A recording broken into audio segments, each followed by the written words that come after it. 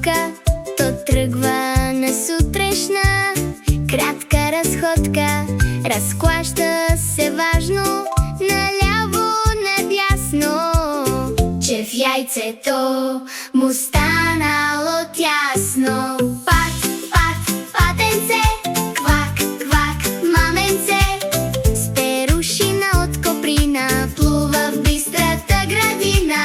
Пат, пат, патенце, квак, квак, маменце, видя локва голямо море.